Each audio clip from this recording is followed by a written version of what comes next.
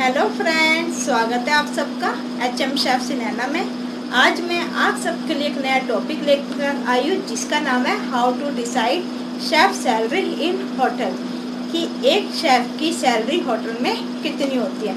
तो इसी टॉपिक पे हम बात करेंगे। मैं आपको स्टेप बाय स्टेप बताऊंगी।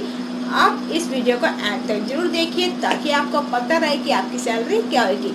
अगर आप होटल मैनेजमेंट की डिग्री या डिप्लोमा कर रहे हैं या आप किसी होटल में एक शेफ हो तो आपको मालूम होगा कि मेरी सैलरी इतनी कम क्यों है या मेरी सैलरी इतनी ज़्यादा क्यों है। तो ये सब बातें मैं आपको बताऊंगी, तो आप इस वीडियो को एंड तक जरूर देखिए।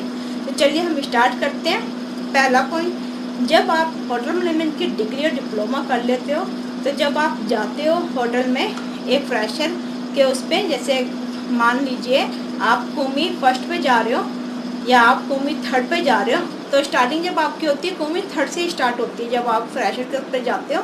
बाकी आपकी जो नॉलेज है, एक्सपीरियंस है या आपने जेटी अच्छी करी है तो आपको कौमी फर्स्ट की पोस्ट भी मिल जाती है। तो वो डिसाइड करता है आपके इंटरव्यू पे और आपकी जो भी अच्छी नॉलेज है, जो भी आपको अच्छा एक्सपीरियंस है। और होटल टू होटल पे डिसाइड करता है, जैसे कंपनी टू कंपनी, की कौन सी कंपनी ज़्यादा आपको सैलरी देती है, या फिर रेस्टोरेंट और होटल की जो सैलरी होती है उसमें भी काफ़ी डिफरेंस होता है। क्योंकि रेस्टोरेंट की जो सैलरी होती है वो ज़्यादा होती है, जबकि होटल की जो सैलरी होती है वो कम होती है, क्योंकि उसमें ज़्यादा कंपटीशन नहीं होता है। रेस्टोरेंट में ज़्यादा कंपटीशन नहीं होता, बल्कि जो होटल है, होटल में कंपटीशन में बहुत ज़्यादा शेफ़ है जो लाइन से खड़े हुए हैं आपकी टक्कर में, और आपसे ऊंचे माइंड है उनका। तो ये सब डिसाइड करता है होटल और रेस्टोरेंट में, कि आप अगर रेस्टोरेंट में जाते तो आपकी सैलरी वही, अगर आप कौमी थर्ड पे हो तो रेस्टोरेंट में आपको थोड़ी ज़्यादा मिलेगी, 10% या 50%। यही बात हम करते हैं अगर आप अब्रॉड जा रहे हो तो आपकी सैलरी जो है, अगर आप यहाँ पर कौमी थर्ड पे हो तो अगर आप अब्रॉड जा रहे हो तो आपकी जो सैलरी वहाँ पर डबल होएगी। मान लीजिए फॉर एग्जांपल आपकी जो यहाँ पर कौमी थर्ड की पोस्ट पे गए हो, फ्रेशर पे कौमी थर्ड पे जाते हैं, तो आपका जो सैलरी है 15,000 या 20,000 है।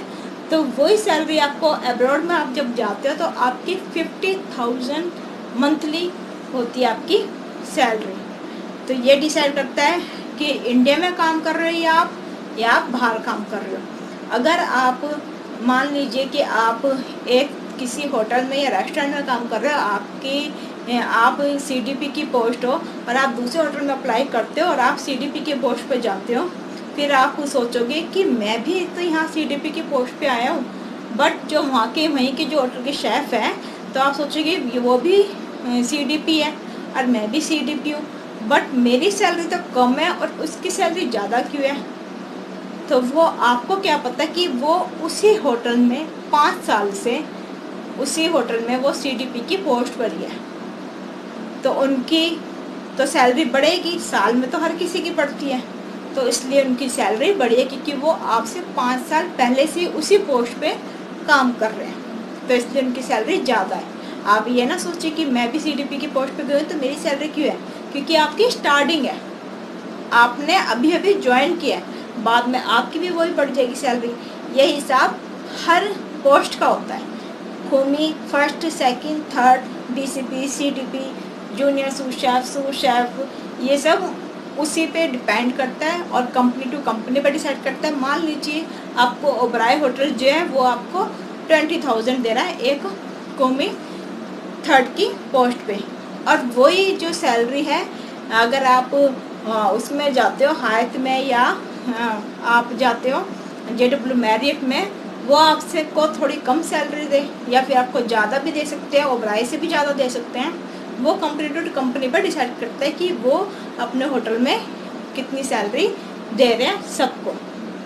और ये भी है कि आप जिस पोस्ट पे जा रहे हैं, अगर वो आप उसी पोस्ट पे, जैसे मैंने आपको बताया कि CDP की पोस्ट पे जा रहे हैं, CDP की पोस्ट पे कोई दूसरा शेफ भी है, किसी और किचन का है, तो उसकी सैलरी आपसे थोड़ी 10% ज़्यादा है।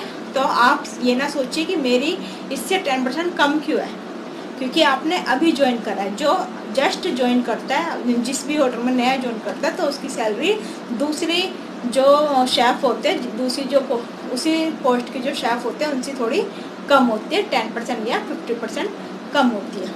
और यही सेम प्रोसेस बाहर अब्रॉड में भी यही होता है कि अगर आप जा रहे हो तो 50,000 सैलरी आपको दे रहे हैं, तो उसी पोस्ट की जो वहाँ के शेफ होंगे उनको 1 लाख मंथली सैलरी मिल रही होगी उस टाइम पर।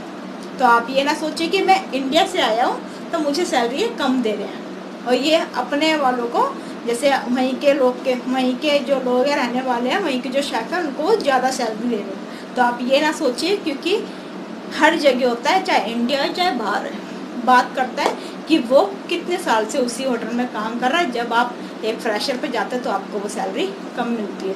तो ऐसी पोस्ट बढ़ती है, बस आपका इसमें एक्सपीरियंस अच्छा होना चाहिए, आप कौन सी कंट्री में जा रहे हो और आपकी जो सैलरी है आपकी कितनी है, और आप अगर आपको अपनी सैलरी बढ़ानी है उसी पोस्ट पे रहकर, चाहे आप 1 साल में भी आप लर्न कर सकते हो। जैसे कुछ अच्छा करिए, कुछ ऐसा करके दिखाइए जो वहाँ के जो शेफ़ है, जीएम है, उनको आपकी जो आपकी रेसिपी वगैरह वो आपको पसंद आ जाए। कुछ नया करिए, कंपटीशन में पार्टिसिपेट कीजिए, तो जिससे आपकी सैलरी ज़्यादा बढ़े। आई होप आपको समझ में आ चुका होगा कि आपकी सैलरी कैसे बढ़ेगी और कितनी सैलरी होती है एक शेफ़ की। तो थैंक यू सो मच मेरी पूरी वीडियो को देखने के लिए।